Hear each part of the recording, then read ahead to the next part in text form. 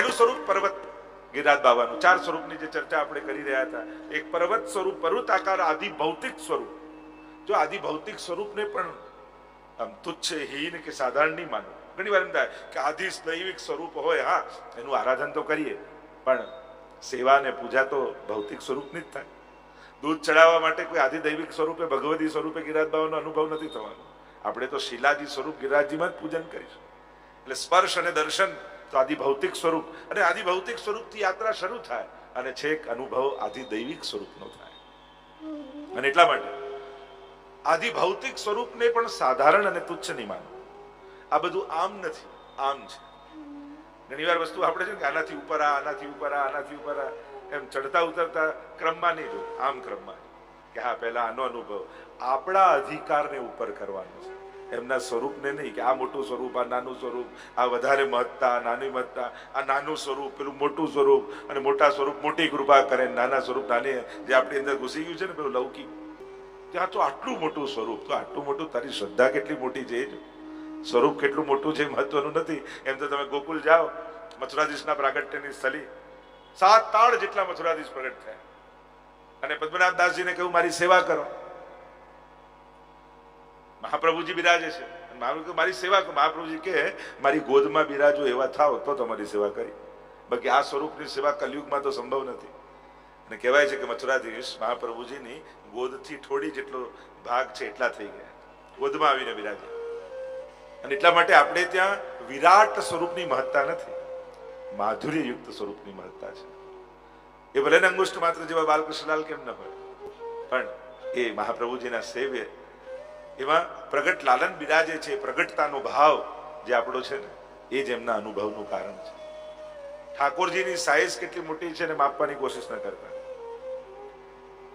કારણ ઠાકોરજી ક્યારે પણ માપી કે જોખીને તમારી સેવાને સ્વીકારતા નથી.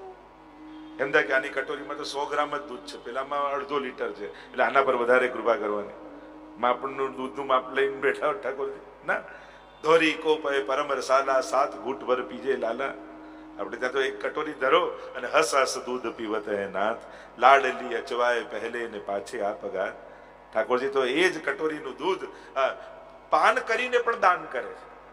ઠાકોરજીની વિશેષતા શું છે? આપણે પ્રસાદ ગ્રહણ કરીએ, ઠાકોરજી અધરામૃતનું દાન કરે છે. અને એટલા માટે આપણે ત્યાં ખતમ થઈ જાય એવી આશા નહીં રાખવી. ઠાકોરજી આરોગે ને તો હંમેશા વધે. 5 જણાનું સિદ્ધ કર્યું હોય અને 25 જણા પ્રસાદ લઈ જાય, માનું આજે ઠાકોરજી બહુ આનંદથી આરોગ્ય છે.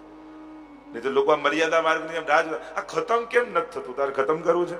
જો ઠાકોરજી 15 દિવસે બધું આરોગી જાય ને તો 16મા દિવસે ધરવાનું જ ઓછું કરી નાખે, કાં તો બધું ખાઈ જાય.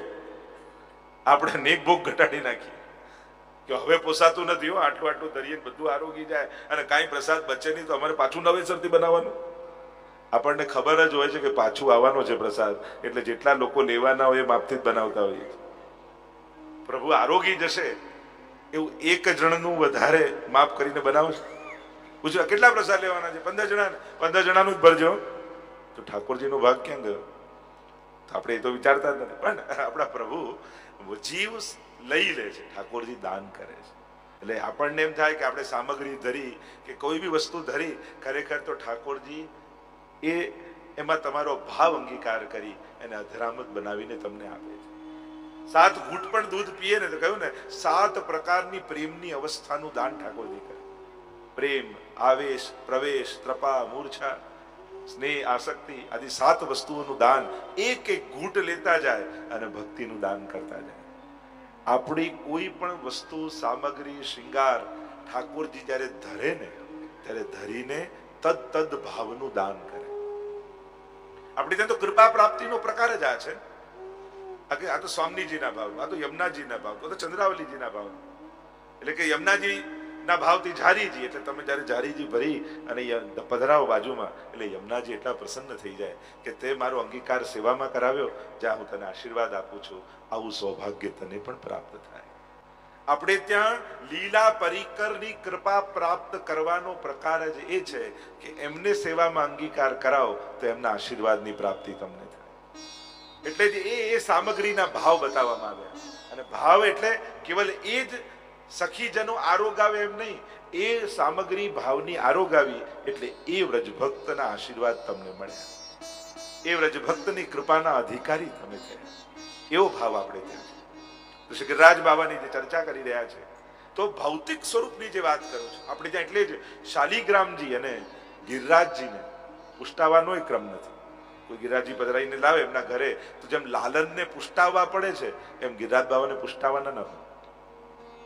એ તો સ્વયં ભગવદ રૂપ છે જ, એમના કણ કણમાં ઠાકોરજી બિરાજમાન છે જ, એટલે એમને પંચામૃત કરીને એમાં પ્રભુનો આવિર્ભાવ કરાવવાની આવશ્યકતા હોતી નથી. પુષ્ટિમાર્ગીય ક્રમ એવો છે કે ક્યારે પણ ગિરિરાજ બાવાની પ્રાણ પ્રતિષ્ઠા કે આવિર્ભાવ મહોત્સવ ના હોય, એમને તો સીધે પાટે જ પધરાવાના હોય, કારણ કે એ તો પોતે જ ભગવદ રૂપ છે જ, અને એટલા માટે એમાં આવિર્ભાવની આવશ્યકતા નથી. જ્યાં ભગવદ આવેશ ન હોય ત્યાં આવિર્ભાવ હોય, અહીંયા તો કણકણમાં કૃષ્ણનો ભગવદ આવેશ છે. એટલે ગિરિરાજ બાબા તો સદા પ્રગટ રૂપ જ છે. એટલે જ આપણે ત્યાં સેવામાં બિરાજતા હોય ત્યારે ઠાકોરજીની જેમ સેવા થાય, અને અહીંયા જયારે આવીએ ત્યારે પૂજા કરીએ છીએ, ગોવર્ધન પૂજા, ગિરિરાજજીનું પૂજન. પણ ઘરે જયારે કરીએ, અને ક્રમ એવો છે જેને ત્યાં ગિરિરાજજી બિરાજતા હોય, કાચા દૂધમાં ખાંડ મિલાવી અને એમાંથી ગિરિરાજજીને સ્નાન કરાવવામાં આવે. એટલે ત્યાં પછી ભલે શીતકાલ પણ હોય પણ ત્યાં ગરમ કરવાની જરૂર નથી હોતી. અને દેવ છે ને, અમારો દેવ ગોવર્ધન એ વ્રજના દેવતા રૂપે પણ છે, અને દેવતાના પૂજાના ક્રમમાં જો ઠંડુ પાણી ચડે તો ઠંડુ, ત્યાં પછી એ વિચાર ના હોય કે ના ગરમ કરીને ચડાવવું, હમણાં શિયાળો છે. ના, એ લોકોના દેહ યથા દેહે તથા દેવે પ્રકારથી સેવામાં થાય.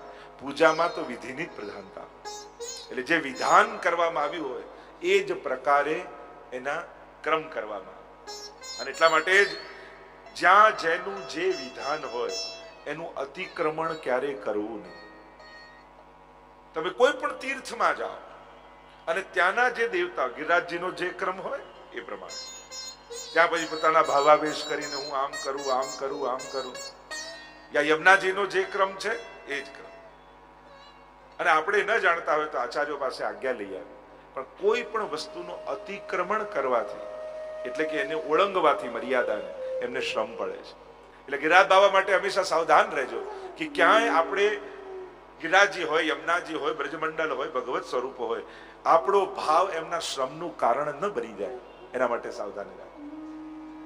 તો જે ચર્ચા કરી રહ્યા છે પર્વત ભાવની, કે ગિરિરાજ બાબા મૂર્તિમંત પર્વત સ્વરૂપે બિરાજે છે, અને પર્વતો પણ આપણે ત્યાં તીર્થ રૂપ માનવામાં આવ્યા છે. અને એટલા માટે એ પર્વતાકારને ગઈકાલે જે ચર્ચાને વિરામ આપ્યા હતા, 5 સ્વરૂપ ગિરિરાજ બાબાને એની ચર્ચા કરી. રત્ન જડિત ગિરિરાજજીનું એક સ્વરૂપ છે જેની ચર્ચા કરી, વલ્લભાખ્યાન આદિમાં ગાયું. બીજું સ્વરૂપની જે ચર્ચા કરી, ગાયનું સ્વરૂપ ગિરિરાજ બાબા. એમ કહેવાય કે એકવાર પણ પરિક્રમા કરો તો આ 5માંથી કોઈ એક સ્વરૂપે ગિરિરાજજી અવશ્ય દર્શન આપે છે. પણ સેવા કરનારે દર્શનનો પણ આગ્રહ બહુ નહીં રાખો. હા, એ કૃપા કરીને અનુભવ કરાવે એની કૃપા, પણ માલિક ભીતર બિરાજતો હોય અને ચાકર જો બહાર બુહારી કરતો હોય તેવી શરત ન રખાય કે એ બહાર આવીને જોઈ જાય. પણ એ જોઈ જ રહ્યો છે, એની દ્રષ્ટિ છે જ. એટલે ક્યારે પણ લૌકિક વ્યવહાર જેવી બુદ્ધિ ભગવત સેવામાં નહીં રાખો. આપણે જે લૌકિક વ્યવહારિક બુદ્ધિ સંસારમાં રાખીએ છીએ ને, એ બુદ્ધિ સેવામાં નહીં રાખો. આપણે તો એ ભાવ કે ઠાકોરજી અહીંયાથી પધારશે અને ક્યાંક એમને શ્રમ ન પડે એટલે બુહારી કરો, આ પણ એક ભાવ છે. ઘણી બધી ચર્ચાઓ કરી શકાય. તો રત્નજડિત ગિરિરાજજી રૂપની વાત કરી, બીજી ગાય સ્વરૂપની વાત કરી કે ઠાકોરજીના એ પ્રસાદી. કારણ કે બીજો એક ભાવ ગાયનો શું છે, ગાય કેમ રૂપ ધારણ ગિરિરાજ બાબા કરે છે? કારણ કે જ્યારે બ્રહ્માજીએ પરીક્ષા કરી, અને બ્રહ્માજીએ પરીક્ષા કરી એટલે ઠાકોરજી સાથે જેટલા વાછરડાને અને ગ્વાલો હતા એમને પોતાના લોકમાં લઈ ગયા, અને પોતાના લોકમાં લઈને યોગ નિદ્રામાં સુડાવી દીધા. થયું કે આ બધા વ્રજવાસીઓ રડી રડીને અડધા થઈ જશે, અને ઠાકોરજીને થયું કે બ્રહ્માજીને મોહ થયો છે, એટલે પોતાનામાંથી વાછરડા ને પોતાનામાંથી ગ્વાલ પ્રગટ કરે. હવે 1 વર્ષ સુધી આ લીલા ચાલી છે. હવે લીલા ચાલી અને ઠાકોરજી જ વાછરડા, ઠાકોરજી જ ગ્વાલ. હવે લીલા ચાલી એટલે કે રોજ જેવી ક્રિયા તો થાય, એટલે રોજ ઠાકોરજી વાછરડા અને ગ્વાલોને લઈને ગિરિરાજજીની તરેટીમાં ચરાવવા આવે. હવે બધા ભગવત રૂપ છે. એ ગ્વાલ બી ઠાકોરજી છે ને વાછરડાઓ બી ઠાકોરજી.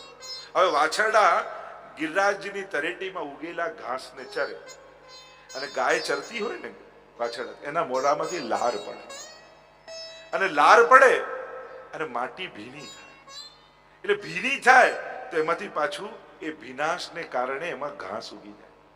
એટલે ગિરિરાજ બાબા વિચાર કરે કે આ વાછરડા નથી, આ તો ઠાકોરજી છે. આ લાર કોઈ સાધારણ નથી, એ તો ઠાકોરજીનું અધરામૃતની સુધા છે, અને એ સુધાને કારણે એ અધરામૃત રૂપ ઘાસ ઉગ્યું છે. અને એ કોઈ બીજું લઈ જાય એના કરતા હું ગાય બનીને અધરામૃતનું ગ્રહણ કરી લઉં. એટલે ભગવદ અધરામૃતનું ગ્રહણ કરવા માટે ગિરિરાજ બાબા ગાયનું રૂપ ધારણ કરી અને ઘાસને રોજ ચરે. અને એટલા માટે ગિરિરાજજીની તરેટીમાં ચરતી ગાય દેખાય ત્યારે આ ભાવ કરો કે પ્રભુના અધરામૃતથી જે ઘાસ ઉગ્યું છે એને ગિરિરાજ બાબા ગાય રૂપ ધારણ કરી અને અધરામૃતનું ગ્રહણ કર્યું. અનેક અનેક ભાવો આપણે ત્યાં તો અનેક કેટલા ભગવદીઓએ જુદા જુદા પ્રકારના અનંત ભાવો બતાવ્યા છે ગિરિરાજજીની લીલા. ત્રીજું એક જે સ્વરૂપની ચર્ચા કરી, એક ગ્વાલના સ્વરૂપની ચર્ચા કરી. ગિરિરાજ બાબાનું એક સ્વરૂપ ગ્વાલનું છે, અને આ એક ગ્વાલ એવા છે 12 વર્ષની આયુ, લાલ ધોતી ઉપરના ધારણ કરે છે અને હાથમાં લાલ લાકડી હોય છે. ચતુર્ભુજ દાસજીને આ ગ્વાલ સ્વરૂપથી ગિરિરાજ બાબાએ કૃપા કરાવી. આખો પ્રસંગ ખટઋતુ વાર્તાનો તો પ્રસિદ્ધ છે. ગુસાઈજીએ ચતુર્ભુજ દાસજીને આજ્ઞા કરી, ચતુર્ભુજ દાસ જાઓ, પુછરીના ભાગમાં જાઓ અને ત્યાંથી ઠાકોરજી માટે ફૂલ લઈ આવો. જો આખી દ્વાદશ નિકુંજની ભાવના, આખો વર્ષોત્સવનો ભાવ ત્યાં બતાવ્યો. અને ચતુર્ભુજ દાસ ઉછરીના ભાગમાં ફૂલોને શોધતા શોધતા ફરવા લાગ્યા, ચૂંટવા લાગ્યા. અને એટલામાં સુંદર મધુર ધ્વનિ ઉછરીના ભાગમાં ગિરિરાજજીની કંદરામાંથી અવાજ સંભળાવા લાગ્યો. થયું કે આ મધુર ધ્વનિ ક્યાંથી આવે? સવારનો સમય. અને ધીમે રહીને ચતુર્ભુજ દાસ ભીતર પ્રવેશ કરી ગયા, અને અંદર જતા જાય. ક્યાંય છે ગિરિરાજજીની ભીતર એ ધ્વનિને સાંભળતા સાંભળતા, ફૂલોને શોધતા શોધતા અંદર પ્રવેશ્યા. જો ગુસાઈજી કેવી કૃપા કરી. અને ત્યાં જુએ તો સુંદર સ્વર્ણના સિંહાસન પર પાછળ સુંદર સૈયાજી છે, અને એમાંથી જાગી ઠાકોરજી અને સ્વામીજી ગોવર્ધન ગિરી સઘન કંદરા રૈન નિવાસ કિયો પિય પ્યારી. આખી રાત્રિ અનેક પ્રકારની સુંદર રાસલીલા ત્યાં થઈ. અને જ્યાં એ રાત્રિના સમયથી જાગી પ્રભાત થઈ અને ચતુર્ભુજ દાસજીના અલૌકિક સ્વરૂપના યુગલ સ્વરૂપના દર્શન થયા. અનેક ગોપીજનો આસપાસ ઠાડા છે, ઠાકોરજી અને સ્વામીજીની સેવા કરી રહ્યા. અને જ્યાં આ દર્શન થયા ગદગદિત થઈ ગયા ચતુર્ભુજ દાસ. અરે આવી કૃપા ગુસાઈજી મારા પર કરી, આ સાધારણ નેત્રોથી આવા અલૌકિક સ્વરૂપના મને દર્શન થઈ રહ્યા છે. આવા દુર્લભ દર્શન કે પ્રાતઃ કાલ પ્રભુ જ્યારે જાગીને ઠાકોરજી અને સ્વામીજી સાથે પધારી રહ્યા છે. પાગ લટપટી છે, ધસી ગઈ છે, શૃંગાર અસ્તવ્યસ્ત થયા છે, માળા મચડાઈ ગઈ છે, અને એવા અલૌકિક દર્શન થયા. હાથ જોડીને વિનંતી કરી, નેત્રો ભરાઈ આવ્યા. પ્રભુ, ગુસાઈજીએ મારા પર તો કૃપા કરી અને મને આ નેત્રોથી ગિરિરાજજીની ભીતર ગિરિરાજ બાબાની કૃપાથી આવા અલૌકિક દર્શન થયા. પણ જગતમાં અનેક દૈવી જીવો છે, લીલાના જીવો વિછળ્યા છે, એના ઉપર આવી કૃપા ક્યારે થાય? ત્યારે ઠાકોરજીએ કહ્યું, મેં ષટ સંપત્તિ સંસારમાં પ્રગટ કરી છે, અને આ 6 માંથી એકનો પણ જો જીવ આશ્રય કરે તો એને માર્યા આ અલૌકિક લીલાના પ્રગટ નેત્રોથી દર્શન થાય. તો પ્રભુ, આ ષટ સંપત્તિ કઈ છે? કહ્યું, મારું ભગવત સ્વરૂપ પુષ્ટાયેલું. બીજું વલ્લભ અને વલ્લભ કુલ. ત્રીજું શ્રી યમુનાજી. ચોથા શ્રી ગિરિરાજજી. પાંચમા શ્રી યમુનાજી. અને છઠ્ઠા શ્રીમદ ભાગવત સ્વામીજી. આમ 6 તત્વો મેં પ્રગટ કર્યા છે. અને આ 6 માંથી કોઈ એક તત્વનો પણ આશ્રય કરશે ને તો એને આ જ નેત્રોથી પ્રગટ લીલાના દર્શન થશે. ચતુર્ભુજ દાસ તો ગદગદિત થઈ રહ્યા છે, મારા પર આવી વિશેષ કૃપા થઈ. પણ આશ્ચર્યથી જોયું તો બધા જ ગોપીજનો છે, પણ પાસે એક લાલ ધોતી ઉપરણા ધારણ કરી એક ગ્વાલ ઉભા છે. પૂછ્યું આ કોણ છે? તો કે આ તો ગિરિરાજ બાબા સાક્ષાત પોતે છે. અને આ ગિરિરાજજીની કૃપા તમારા પર થઈ ચતુર્બુદ્ધદાસ, અને એટલે તમને સહજ કોઈ પ્રયાસ કર્યા વગર તમારા ઉપર આ કૃપા થઈ રહી છે, આ પ્રસાદ તમને મળી રહ્યો છે. કહ્યું આ તો એક લીલા છે. ગિરિરાજજીની ભીતર તો અહર્નિશ આવી અખંડ લીલાઓ ચાલી. ચતુર્બુદ્ધદાસજીએ સાષ્ટાંગ દંડવત કરી વિનંતી કરી કે જયરાજ આપ કૃપા કરો તો મને આ લીલાના દર્શન થાય. ઠાકોરજીએ કહ્યું કે આ ગિરિરાજ બાબા જો કૃપા કરશે ને તો તમને દ્વાદશે દ્વાદશ નિકુંજના દર્શન થશે.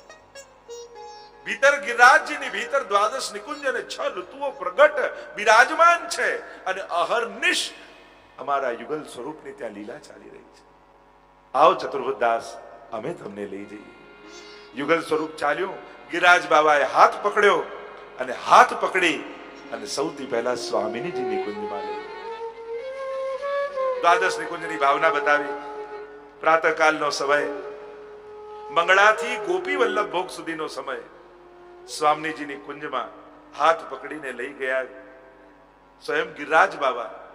દરેક કુંજમાં 2 પ્રકારની કુંજ હોય, એટલે 6 ઋતુમાં 12 કુંજ. એક મણીની હોય અને બીજી પુષ્પની હોય. જ્યાં ભીતર પ્રવેશ કર્યો ચતુર્બુદ્ધદાસજીએ, પીળો પીળો પ્રકાશ ચારે બાજુ દેખાવા લાગ્યો, અને જોયું તો પુખરાજ, અને ચારે બાજુ પુખરાજ મળ્યા છે, અને એનો પીળો પ્રકાશ ચારે બાજુ પથરાયો છે, અને અંદર જોયું તો પુખરાજનો સુંદર બંગલો છે. અને એટલામાં સ્વામીજી આવ્યા, ઠાકોરજીનો હાથ પકડી અને પુખરાજના બંગલામાં ઠાકોરજીને પધરાવ્યા. દ્વાદશે દ્વાદશ નિકુંજમાં 6 ઋતુઓ ત્યાં સેવા કરે છે, અને જ્યાં સ્વામીજી પધરાવા જાય ત્યાં તો યુગલ સ્વરૂપને વસંત ઋતુ સખી બનીને આવી. અને સખી બનીને આવી યુગલ સ્વરૂપનો હાથ પકડીને બંગલામાંથી લઈ ગઈ, અને જ્યાં પુષ્પની કુંજમાં જોયે તો સુંદર ડોલ બનાવ્યો છે. અને મંગળાથી ગોપી વલ્લભ ભોગનો સમય એ વસંત ઋતુનો સમય છે, અને સુંદર ડોલની સજાવટ છે, ઝૂલો બાંધ્યો છે, ડોલ બાંધ્યો છે, અને યુગલ સ્વરૂપને ત્યાં પધરાવ્યા, અને છોટા દઈ દઈ વસંત સખી અદ્ભુત ડોલ બનીને ડોલ ઝુલાવી. ઉછરીના ભાગથી દંડવતી શિલા સુધીનો આ વિસ્તાર છે જ્યાં વસંત ઋતુ વિરાજમાન છે. અને વસંત સખી એટલા ભાગમાં પોખરાજની કુંજમાં, સ્વામીજીની કુંજમાં બિરાજ્યા, અને ડોલમાં બિરાજી અને યુગલ સ્વરૂપ વસંત સખી ઝુલાવી રહી. રાજભોગનો સમય થયો. એટલામાં વસંત ઋતુનો સમય પૂરો થઈ ગયો, અને ગ્રીષ્મ ઋતુ સખી બનીને યુગલ સ્વરૂપ પાસે આવી. વિનંતી કરી કે હે યુગલ, હે કૃપાનાથ, હવે યુગલ સ્વરૂપે આપ મારી કુંજમાં પધારો. અને બંને યુગલનો એક એક હાથ પકડી ગ્રીષ્મ ઋતુ આવી અને હાથ પકડીને લઈ ગઈ પોતાને ત્યાં. એટલામાં લલિતાજી દોડતા આવ્યા. આના અધિષ્ઠાત્રી તો લલિતાજી છે. અને લલિતાજી આવ્યા. પન્નાની કુંજ બનાવી હતી, ચારે બાજુ લીલા લીલા પન્નાઓ દિવાલ પર જડ્યા છે, પન્નાનો બંગલો બનેલો છે, અને યુગલ સ્વરૂપને અનુકૂળ વસ્ત્રો ધરાવ્યા. કારણ કે જેવા કુંજ એવા વસ્ત્ર ને શિંગાર. એટલે લલિતાજીએ ઠાકોરજી અને સ્વામીજીના શિંગાર કર્યા, અને લીલા વસ્ત્રો આદિ ધારણ કરાવ્યા, પન્નાની કુંજમાં બિરાજમાન કર્યા, અને જ્યાં પન્નાની બંગલામાં પધરાવ્યા. અને ગ્રીષ્મ ઋતુ આવીને વિનંતી કરી કે આપના માટે તો ફૂલ મંડલી તૈયાર કરી છે, કુસુમન રાવટી બનાવી છે, પુષ્પ વિતાન બનાવ્યા છે. અને યુગલ સ્વરૂપને ગ્રીષ્મ ઋતુ બંનેને એક એક હાથ પકડીને પધરાવીને લઈ ગઈ. ને સુંદર ફૂલોનો બંગલો સિદ્ધ હતો, અને રાજભોગનો સમય, અને આ દંડવતી શિલાથી માનસી ગંગા સુધીનો વિસ્તાર છે જ્યાં ગ્રીષ્મ ઋતુની પ્રધાનતા છે. ગ્રીષ્મ ઋતુ સખી બનીને સેવા કરે છે, અને ફૂલોના બંગલામાં યુગલ સ્વરૂપને પધરાવ્યા. બેઠે લાલ ફૂલન કીર્તન. રાજભોગ અને અનવસર સુધીના સમયમાં ઠાકોરજી ફૂલોના બંગલામાં વિરાજ્યા. ભાંતિ ભાંતિના ફૂલોના બંગલા સિદ્ધ કર્યા છે. ઠાકોરજી અને સ્વામીજીને ખૂબ આનંદ કરાવ્યો. એટલામાં વર્ષા ઋતુ આવી. ઉત્થાપનથી ભોગ સંધ્યા સુધીનો સમય વર્ષા ઋતુનો છે. વિનંતી કરી કે પ્રભુ હવે મારો સમય આવ્યો છે, આપ પધારો. ગિરિરાજ બાબા આગળ જયઘોષ કરતા કરતા, સાવધાન કરતા કરતા યુગલ સ્વરૂપની આગળ ચાલે. ચતુર્બુદ્ધદાસ પાછળ ગિરિરાજજીની ચાલી રહ્યા છે. જો કેવી કૃપા ગિરિરાજ બાબાની ચતુર્બુદ્ધદાસ પર થઈ છે. અને વર્ષા ઋતુ આવી. વિનંતી કરી કે આપ પધારો. વિશાખાજી દોડતા આવ્યા. માણેકની કુંજો બનાવી છે, અને માણેકની કુંજોમાં ચારે બાજુ લાલ લાલ લાલ લાલ માણેક સિદ્ધ કર્યા છે. માણેકનો બંગલો છે અને એમાં યુગલ સ્વરૂપને પધરાવ્યા. યુગલ સ્વરૂપને પધરાવ્યા અને એટલામાં વર્ષા ઋતુ સખી રૂપ ધારણ કરીને આવી વિનંતી કરવા લાગી, આપના માટે તો વર્ષા ઋતુમાં હિંડોળો તૈયાર કર્યો છે, પધારો.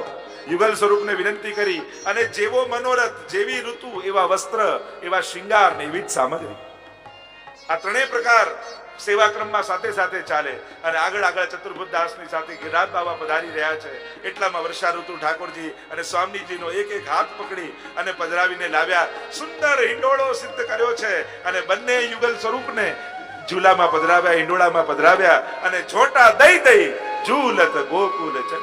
ગોવર્ધન થી રાધાકુંડ સુધીનો આ વિસ્તાર છે જ્યાં વર્ષા ઋતુનું પ્રધાનતા છે.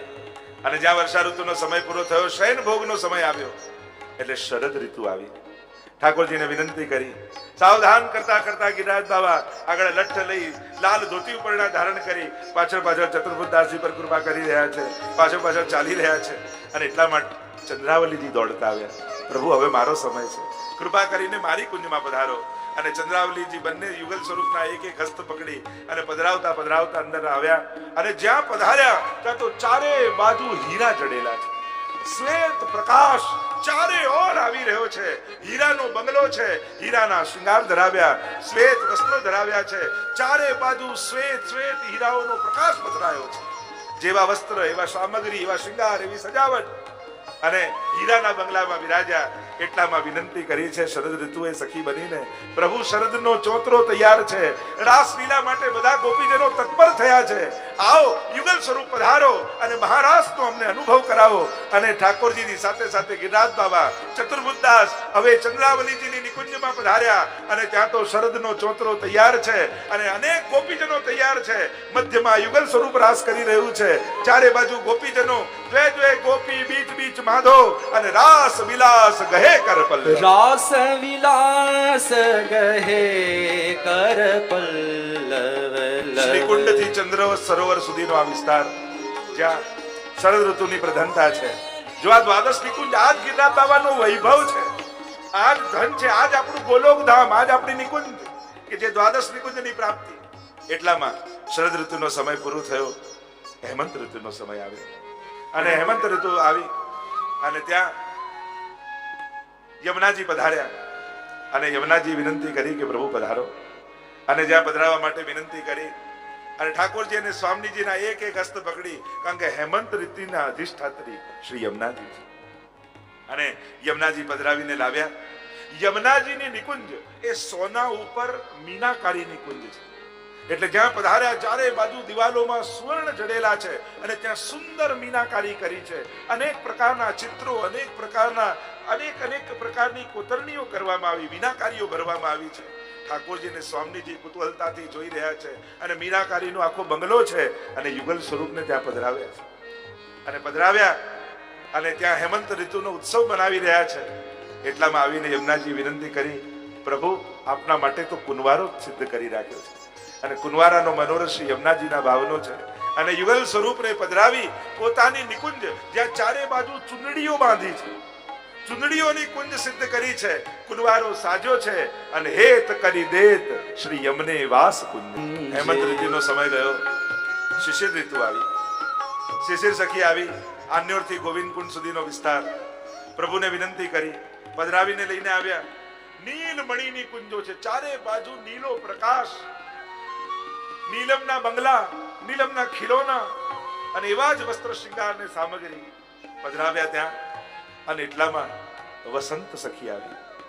અને વસંત સખી આવીને હેમંત શિશિર સખી આવીને કહેવા લાગી કે આપના માટે ખેલનો બધો જ સાજ સિદ્ધ કર્યો છે. શિશિર સખીએ વિનંતી કરી, પધારો હવે પુષ્પની કુંજમાં. અને યુગલ સ્વરૂપ નો એક એક હસ્ત પકડીને શિશિર સખી હજી પુષ્પની કુંજમાં લઈ જાય છે. એટલામાં ગોપીઓ દોડતી દોડતી આવી અને હાથમાં ગુલાલ ભર્યો હતો. યુગલ સ્વરૂપ પર જોરથી ગુલાલ ફેંક્યો, બંનેના નેત્રો બંધ થયા. પ્રભુની પણ ફેંટ હતી, ગોળ ગોળ ફેરવી ઠાકોરજી ઉડાડવા લાગ્યા. અને ગોપીઓના આંખમાં ગુલાલ ગયો અને ગોપીઓ બોલી, લાલ ગોપાલ ગુલાલ હમાર. અને આમ ચતુર્ભુજ દાસ પર એવી કૃપા કરી, 6 ઋતુના અનુભવ, દ્વાદશ નિકુંજના દર્શન શ્રી ગિરિરાજ બાબાએ ગ્વાલ સ્વરૂપે ચતુર્ભુજ દાસજીને કરાવ્યા. એટલે કે ગિરિરાજજીની ભીતર પ્રગટ ગોલોક ધામ બિરાજમાન છે, જેનું વર્ણન અષ્ટસખાઓ કરે છે, જેનું વર્ણન ગર્ગ સંહિતા આદિમાં કરવામાં આવ્યું કે કેવું ગોલોક ધામ છે, અને એ પૂર્ણ પુરુષોત્તમ જે અખંડ સવારથી રાત સુધી અહર્નિશ જે આપણા માટે વર્ષોત્સવ છે, એ ગિરિરાજજીની ભીતર રોજની લીલા છે. અને ત્યાં આ પ્રકારે 6 ઋતુઓ સખી બની અને ઠાકોરજીની સેવા કરે છે. અને એટલા માટે પ્રભુની આ લીલાઓ નિત્ય છે. દાન માન ખેલ રાસ આપણા માટે જે વર્ષોત્સવની છે એ પ્રભુની નિત્યની લીલાઓમાં આવે છે. અને ગિરિરાજજીની ભીતર આ ચાલી રહ્યું છે. લલિત વ્રજ દેશ ગિરિરાજ રાજે અને ઘોષ શ્રીમંતીની સંગ, ઘોષ એટલે વ્રજની આ ગોપીજનોની સાથે વિહરત સદા. અને ત્યાં આ પ્રકારનો મહારાસ ચાલી રહ્યો છે. આપણો જે સેવાક્રમ છે ને એ સેવાક્રમ આખા રાસના જ અંતર્ગત છે. આ દાન ખેલ આ જેટલી લીલાઓ છે રાસલીલાને અંતર્ગત. આપણે રાસલીલા એટલે કેવલ રાસ કરી એને જ માનીએ છીએ. ખરેખર એ તો એક લીલા છે. રસાનામ સમૂહો રાસ. રાસ કોને કહેવાય? જેમાં સમસ્ત લીલાઓના રસનો અનુભવ થાય એ લીલાને રાસ કહેવાય. એટલે તમે હોરી ખેલ કો, વિવાહ ખેલ કો, દાન કો, એટલે દાનના પદમાં આવે ને અહો વિધના તોપે અચરા પસાર માગું, અને છેલ્લે કહ્યું રસ રાસ કો વિલસવો. આ બધા રાસના જ અંગ છે. એટલે આપણા વર્ષોત્સવનો આખો સેવાક્રમ છે એ આખો રાસલીલા જ છે. એટલે રાસલીલાને કોઈ જુદો ગરબો કરીએ યા શરદની રાતના જે રાસ સજાવટ થાય એને જ રાસ નહીં માનવું. આ બધી જ લીલાઓ રાસલીલાને અંતર્ગત માનવી. આમ ચતુર્બુદ્ધદાસજી પર ગ્વાલ સ્વરૂપે ગિરિરાજ બાબાએ કૃપા કરી. તો જે સ્વરૂપની ચર્ચા કરીએ, ગાયનું સ્વરૂપ, ગ્વાલનું સ્વરૂપ, રક્તજડિત સ્વરૂપ, કહ્યું કે ગિરિરાજ બાબાનું ભુજંગનું સ્વરૂપ, કે ઠાકોરજી જેમ ભુજંગના મસ્તક પર મણી હોય એમ ગિરિરાજજીના મસ્તક ઉપર શ્રીનાથજી રૂપ મણીનું પ્રાગટ્ય થયું. ગિરિરાજજીની ભીતર જ હતા અને એમાંથી શ્રીનાથજી બાબા પ્રગટ થયા. એની પણ ઘણી બધી ચર્ચાઓ છે, એનો વિસ્તાર નથી કરતા. અને સિંહનું સ્વરૂપ, અનેક ભાવ આપણે ત્યાં સિંહના પણ બતાવ્યા છે. અને એ સિંહ સ્વરૂપે ગઈકાલે પણ જે ચર્ચા કરી કે ભક્તો માટે અનુકૂળ છે અને જે અનધિકારી છે એને માટે ભયરૂપ છે, એવા સિંહ સ્વરૂપ શ્રી ગિરિરાજ બાબા છે.